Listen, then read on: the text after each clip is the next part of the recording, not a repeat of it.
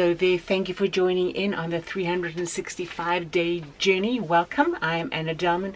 It is day 276 of my note writing, and the focus for today will be how to start the day fresh, new, and with an active agenda at the very beginning of it, and not the moment of your dawn, but with the beginning of the thought of wanting change in your life.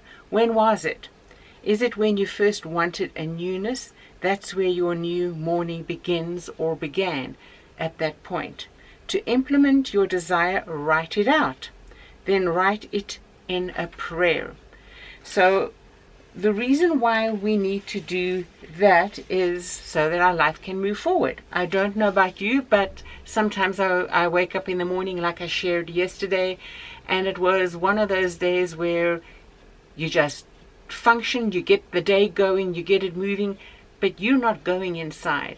It's the outside is functioning, everybody sees you, you're present, but no one's home inside. You're on an internal vacation from yourself. You're not dealing with the activities of the day with full gusto.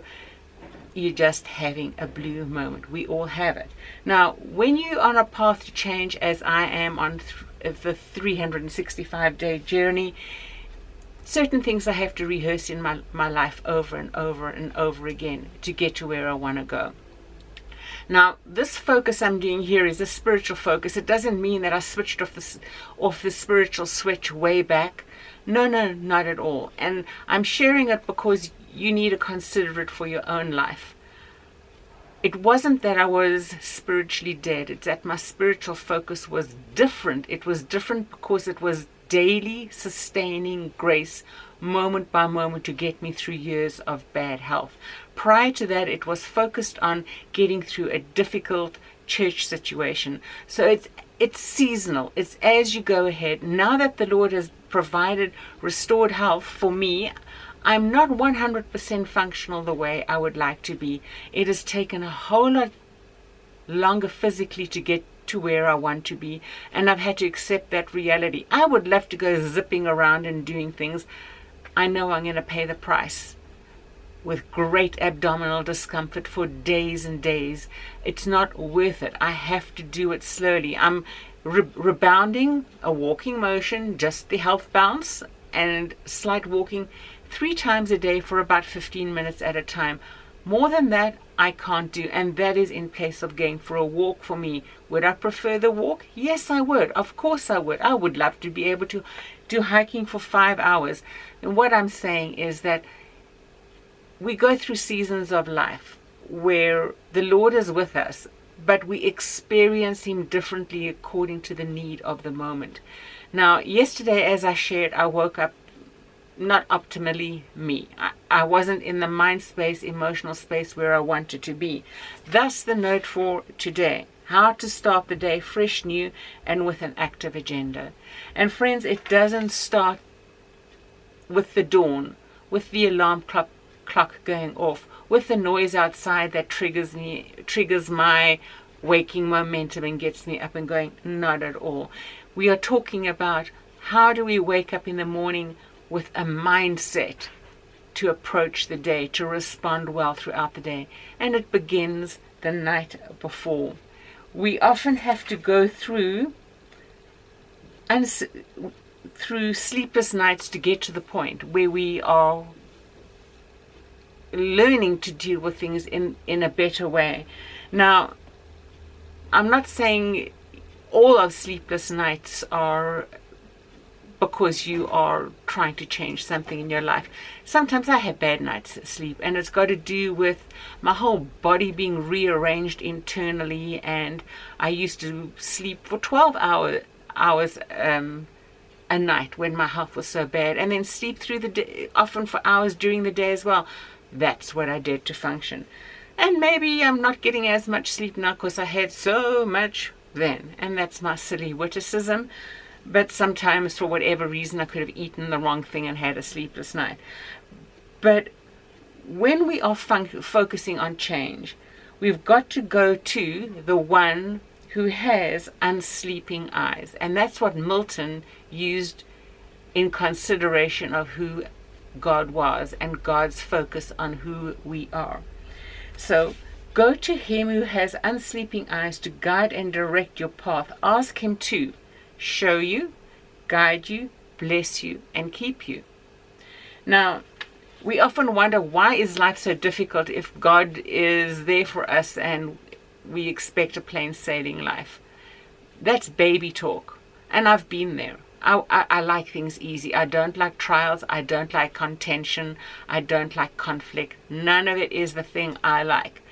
But that keeps us as babies. We don't learn to get to maturity. Trials, problems, experiences, pain, suffering, human conflict, relational conflict, which causes us to look to God to persevere.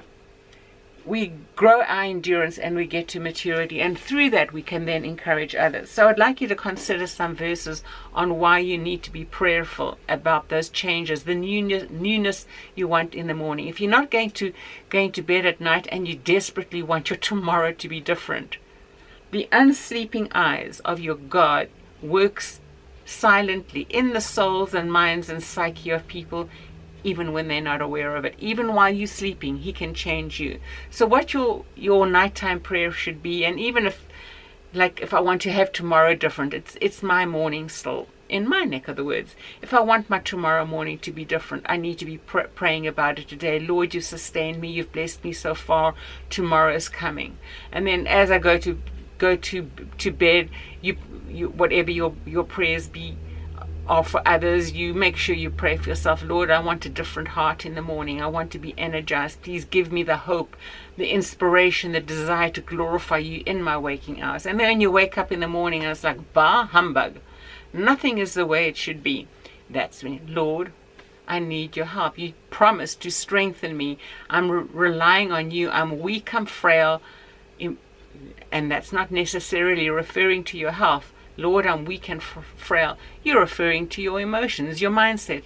I'm weak and frail, Lord. I need your guidance. I need your presence here, now. And you trust him to answer it. Doesn't mean you lie there and say, I'm waiting, I'm waiting, I'm waiting. It means in faith you get up and you attend to the things you need to do. So let's look at Psalm 121, verses 3 and 4. Well, I'm starting at verse 1 because I just love this psalm.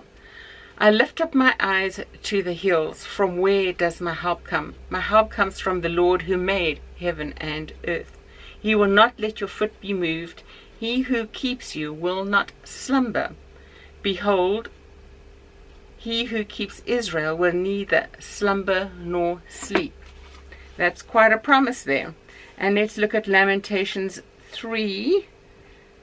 Starting at verse 22, the steadfast love of the Lord never ceases. His mercies never come to an end. They are new every morning. Great is your faithfulness. The Lord is my portion, says my soul, therefore I will hope in him. Verse 25, the Lord is good to those who wait for him, to the soul who seeks him. If you're wanting those changes, that starts the night before, if not the morning before, and it goes back to a period of focusing day by day to bring about those changes. Now, you may wake up tomorrow morning and you feel no better. You may wake up the next morning after that and you feel no better again, but you don't give up.